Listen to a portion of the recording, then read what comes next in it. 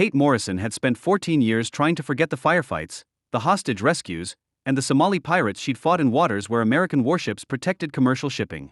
Until pirates attacked her tanker, and she recognized the exact same crew she defeated 7 years earlier when she commanded a destroyer. Welcome to Daily Story. Before we dive into this extraordinary tale of maritime combat and hidden naval command, tell us in the comments what city you're watching from today. And if you believe stories like these deserve to be told, hit that subscribe button to join our community. The Indian Ocean shipping lanes carry the lifeblood of global commerce, millions of barrels of crude oil transported daily from Middle Eastern production facilities to refineries around the world. These waters represented some of the most economically vital and simultaneously most dangerous maritime routes on Earth, where commercial vessels worth hundreds of millions of dollars traversed seas patrolled by pirates who had turned hostage-taking into a profitable criminal enterprise. Oil tankers presented particularly attractive targets for Somali pirates. The massive ships moved slowly, carried small crews, and transported cargo worth tens of millions of dollars. A successful hijacking could yield ransom payments of $5 to $10 million, making piracy more profitable than any legitimate economic activity available in the failed state that Somalia had become. The MT Pacific Guardian was a 900-foot oil tanker operated by Global Maritime Shipping, carrying 2 million barrels of crude oil from Saudi Arabia to refineries in Singapore. The vessel represented a $200 million investment plus cargo worth another $150 million, the kind of target that made Somali pirate crews willing to risk their lives attacking ships in international waters. Captain Kate Morrison had commanded the Pacific Guardian for 9 years, navigating the vessel through some of the world's most challenging maritime environments. At 48, she had logged over 25,000 hours of ship command experience, earned a reputation as one of the industry's most capable tanker captains, and developed expertise in anti-piracy procedures that exceeded standard commercial maritime training. Her crew knew her as the captain who conducted security drills with military precision, who could navigate through pirate-infested waters with tactical awareness that seemed almost supernatural, and who maintained defensive protocols that other captains considered excessive.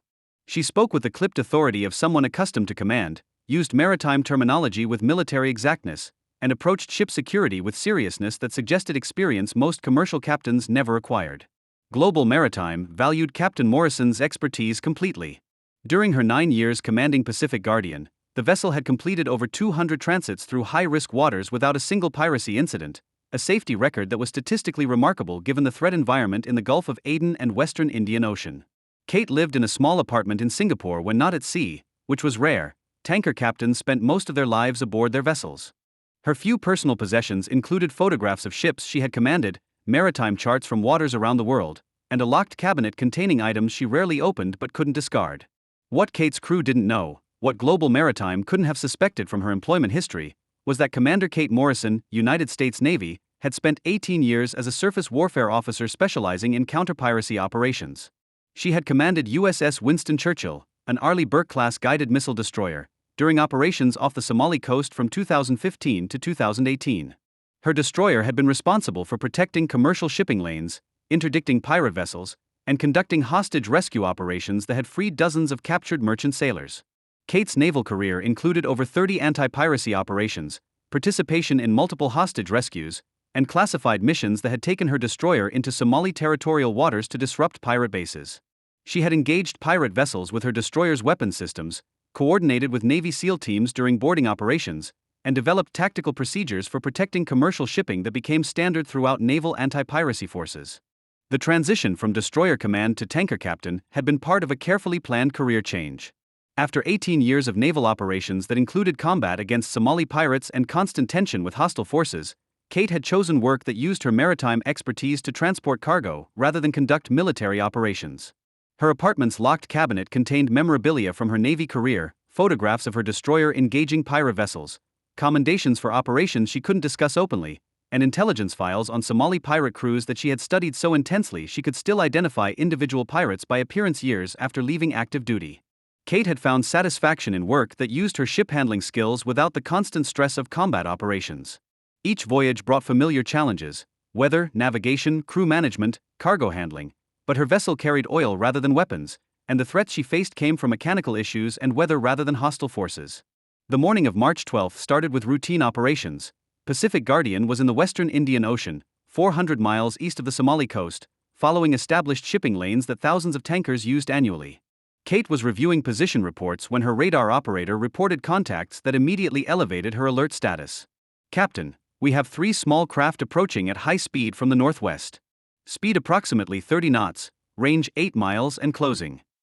Kate felt her blood run cold. High-speed small craft approaching from the direction of Somalia meant only one thing: pirates. She immediately activated the ship's emergency alarm and keyed the intercom. All hands, this is the captain. We have a potential pirate contact. Execute security protocols immediately. This is not a drill. Global Maritime had equipped Pacific Guardian with standard anti-piracy measures: razor wire on deck rails, fire hoses for repelling boarders, and a citadel, a reinforced safe room where crew could retreat if pirates boarded. The protocols called for the captain to lock down the ship, have the crew retreat to the citadel, and wait for naval forces to respond. But Kate's assessment of the tactical situation told her that standard protocols might not be sufficient. 3 high-speed attack boats suggested a well-organized pirate crew with the capability to overcome passive defenses. If they boarded while the crew was retreating to the citadel, pirates could secure the ship before help arrived. She switched her radio to the international distress frequency. Mayday, Mayday, Mayday. This is Motor Tanker Pacific Guardian, position 3 degrees 15 minutes north, 054 degrees 40 minutes east. We are under pirate attack by 3 small craft. Request immediate naval assistance. The response came from USS Porter, an Arleigh Burke-class destroyer conducting an anti-piracy patrol 150 miles to the east. Pacific Guardian, this is USS Porter. We copied your distress call and are responding at maximum speed. ETA to your position is approximately 2 hours. Recommend you execute standard anti-piracy protocols and maintain radio contact. 2 hours. Kate knew from experience that 2 hours was an eternity in piracy operations. The attacking boats would reach Pacific Guardian in less than 15 minutes, and once pirates boarded, they could secure the vessel and take hostages long before naval forces arrived.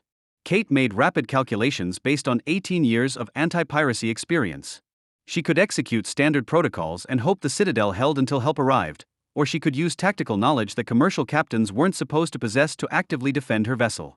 Helm, come right to course 270 degrees, increase to maximum speed. I'm going to position us to make boarding more difficult. Her first officer, David Chun, looked at Kate with confusion. Captain, standard procedure is to maintain course and lock down the ship. David, I have experience with Somali pirates. If we make this easy for them, they'll own this ship in 20 minutes. Kate began executing maneuvers designed to complicate the pirates' boarding attempt. She altered course to keep Pacific Guardian's stern toward the approaching boats, positioned the vessel to use prevailing seas to create difficult approach angles, and activated fire suppression systems that could be directed at attacking craft. Through her binoculars, Kate observed the pirate boats as they closed to within 2 miles. What she saw made her heart race with recognition: the lead boat's configuration, the specific weapons mounted on the bows, and even the painted patterns on the hulls matched intelligence files she had studied years earlier. These weren't just any Somali pirates. This was the same crew she had defeated in 2017 when she commanded USS Winston Churchill. Kate keyed her radio to USS Porter. Porter, this is Pacific Guardian. I have visual identification of attacking pirates. This is the Garrod crew out of Hobyo. They're sophisticated, well-armed, and extremely dangerous. Pacific Guardian, how do you have intelligence on specific pirate crews? Kate made a decision that would reveal her background but might save her ship and crew. Porter, this is Commander Kate Morrison, former commanding officer of USS Winston Churchill. I fought this exact pirate crew 7 years ago during counter-piracy operations. They know naval tactics and they're not going to be deterred by standard defensive measures. There was a pause before Porter's commanding officer, Commander James Rodriguez, responded personally. Commander Morrison, this is Captain Rodriguez. Your service record has just been verified. What's your tactical assessment? Captain, the Garrod crew uses coordinated attack patterns with multiple boarding points. They'll have RPGs and automatic weapons, and they've successfully captured vessels even when crews retreated to citadels. If they board, they'll take hostages and we'll have a protracted crisis. Commander, can you prevent boarding until we arrive? Kate assessed the tactical situation with expertise developed during dozens of anti-piracy operations. Sir, I can make it difficult enough that they might break off the attack, but that requires active defensive maneuvering that exceeds commercial maritime protocols. Commander Morrison, you are authorized to take any measures necessary to defend your vessel. I'm launching our helicopter to provide air support, ETA 40 minutes. The pirate boats closed to within 1 mile, and Kate could now see individual pirates on the boats, the same faces she had seen through binoculars years earlier when her destroyer had interdicted their operations. The lead pirate, a man she had identified in intelligence briefings as Abdi Garrett, was clearly visible directing the attack. Kate executed a series of tactical maneuvers that demonstrated ship-handling expertise commercial captains rarely possessed. She used Pacific Guardian's size and momentum to create bow waves that disrupted the pirates' approach angles, timed course changes to force the attack boats into positions where they couldn't effectively use their weapons, and coordinated defensive fire hose deployment with her maneuvering to create water barriers that prevented close approach. Aboard USS Porter, Commander Rodriguez watched radar displays showing Pacific Guardian's maneuvering and immediately recognized what he was witnessing. Weapons, are you seeing this? That tanker captain is executing evasive maneuvers that match naval anti-piracy tactics. The pirates made multiple attempts to come alongside Pacific Guardian, but Kate's defensive maneuvering prevented them from achieving boarding positions. She was using the massive tanker like a weapon, creating conditions where the small pirate boats couldn't safely approach without risk of being swamped or crushed. After 30 minutes of failed boarding attempts, the pirates changed tactics. 2 boats withdrew to standoff range while the third attempted a stern approach, where Kate's maneuvering options were limited. The pirate boat came alongside the accommodation ladder, the only point where boarding was practical. Kate watched through the bridge windows as pirates prepared to board. She had one option remaining, a tactical decision that commercial captains never made but that Navy commanders understood was sometimes necessary. David, take the helm and maintain heading. I'm going below to meet the pirates. Captain, you can't engage pirates directly. We need to retreat to the Citadel. Kate opened a locked cabinet on the bridge and removed items she had hoped never to use again, body armor, a tactical radio, and the kind of equipment that revealed she had capabilities far beyond commercial maritime command. David, those pirates have boarded dozens of ships using the same tactics they're using now. If we retreat to the Citadel, they'll take hostages and control this vessel for weeks. I'm going to prevent that.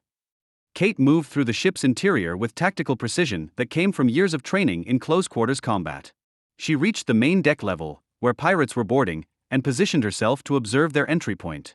6 pirates climbed aboard, armed with AK-47s and moving with the confidence of a crew that had successfully hijacked multiple vessels. They spread out to search the ship, following patterns Kate recognized from intelligence briefings she had studied years earlier. What the pirates didn't know was that the ship they were boarding was commanded by the same Navy officer who had defeated them 7 years ago, who had studied their tactics extensively, and who had been trained in counterboarding operations by the same Navy SEALs who conducted hostage rescues. Kate activated her tactical radio, which was connected to USS Porter's communication systems. Porter, this is Morrison. Pirates are aboard. I'm in a position to observe their movements. They're following standard search patterns and haven't realized the crew has retreated to the Citadel. Commander Morrison, negative on any direct engagement. Maintain observation only until our helicopter arrives. But Kate had already made her assessment. The pirates were moving toward the bridge, where they would expect to find the captain and take hostages. When they found the bridge empty, they would begin searching the ship systematically, eventually finding the Citadel and forcing entry. She had approximately 15 minutes before the situation became irreparable. Kate began executing counterboarding tactics that she had learned during 18 years of naval operations. She used her knowledge of the ship's layout to position herself where she could observe pirate movements, activated security systems that isolated sections of the vessel, and used the ship's intercom to broadcast false information that sent pirates toward areas she had prepared. The lead pirate, Abdi Garrett, reached the bridge and found it empty. Through security cameras that Kate was monitoring from a concealed position, she could see his confusion. This wasn't following the pattern. Captains always remained on the bridge during piracy attacks. Garrett barked orders in Somali, directing his crew to search the ship. Kate listened to their communications through security systems she had enhanced far beyond standard commercial equipment. And then she heard something that confirmed her recognition. Garrett was speaking on his radio to someone on the pirate boats still outside. Something's wrong. The captain isn't here. This feels like the trap that destroyer set for us in 2017. Kate keyed her tactical radio to USS Porter. Captain Rodriguez, the pirate leader, just referenced the 2017 operation. He remembers my destroyer. I think he's starting to realize this might not be a standard hijacking. Commander, our helicopter is 15 minutes out. Can you maintain your position? Kate made a tactical decision based on 18 years of experience fighting Somali pirates and absolute certainty about what would happen if the pirates discovered the Citadel. Negative, Captain. I'm going to make sure they know exactly who they're dealing with.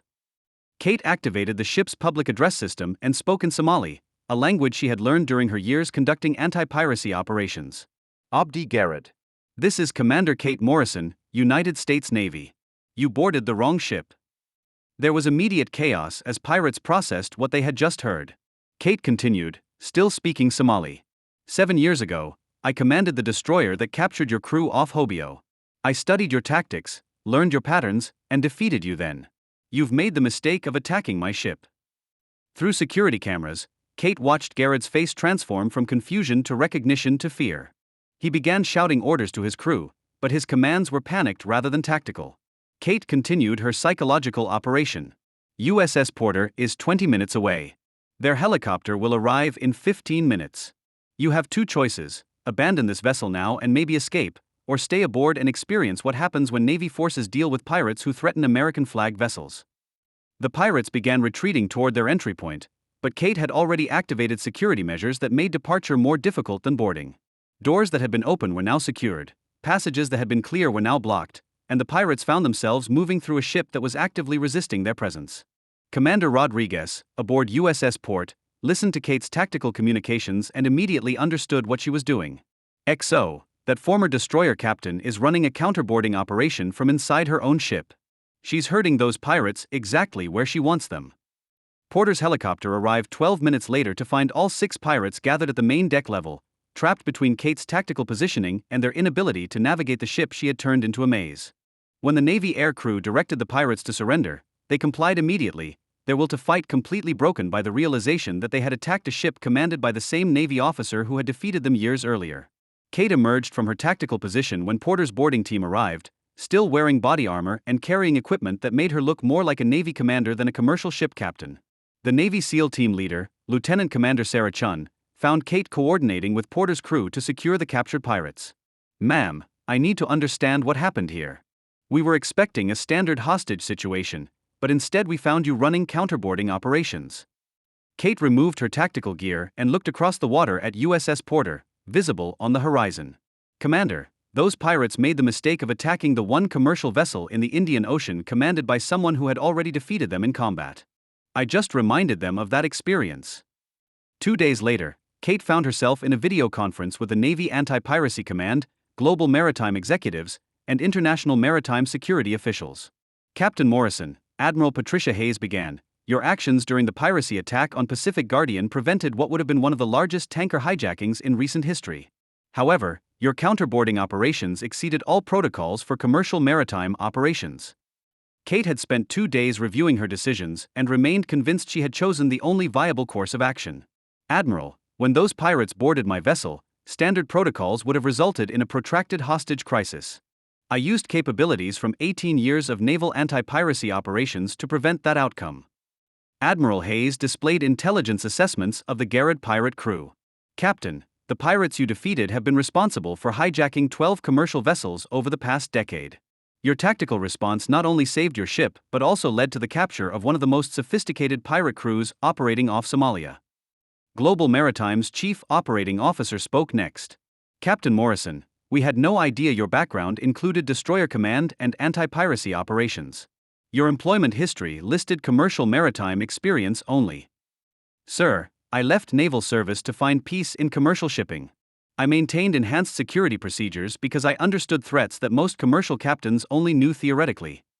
The conference concluded with recognition that Kate had acted appropriately, given her unique capabilities and the specific threat she faced. International maritime organizations requested that she develop new anti-piracy training programs that incorporated lessons from naval operations for commercial captains.